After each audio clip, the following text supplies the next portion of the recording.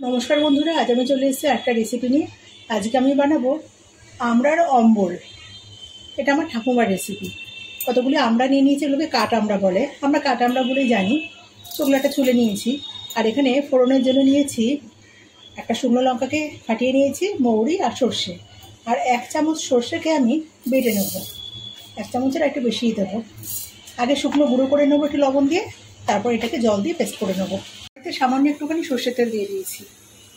এখন সর্ষের তেলের মধ্যে ফোড়নটা আমি দিয়ে দিচ্ছি। ফোড়নটাকে ভালো করে ভেজে নেব।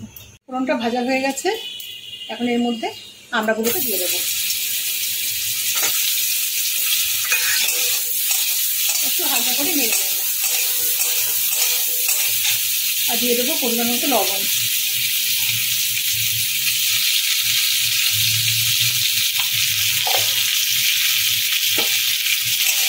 লবণটা দিয়ে আবার একটু নেড়ে নিচ্ছি।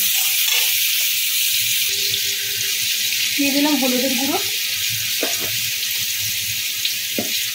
আবার একটু নেড়ে নিচ্ছি।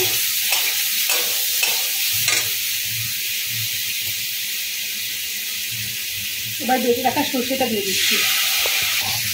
সর্ষেটা দিয়ে একটু নাড়াচাড়া করে নিচ্ছি। এবার দিয়ে দেবো জল আর একটু দেবো আমি। দারুণ স্বাদের হয় এটা, এভাবে তো বানিয়ে খেয়ে দেখবেন। গ্যাসটাকে বাড়িয়ে এটাকে ফুটতে দেবো।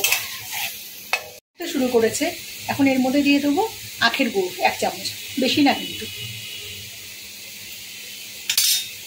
আবারও নেড়ে ছেড়ে দেবো, গুড়টাকে গলতে দেবো। আমার আমড়ার অম্বল কিন্তু একেবারে রেডি, আমার ঠাকুমায়ের রেসিপি। গ্যাসটাকে বন্ধ করে দিচ্ছি। দেখুন বন্ধুরা, দেখতে যত সুন্দর হয়েছে, খেতে কিন্তু তার থেকে অনেক বেশি ভালো হয়েছে। দুর্দান্ত স্বাদের হয়।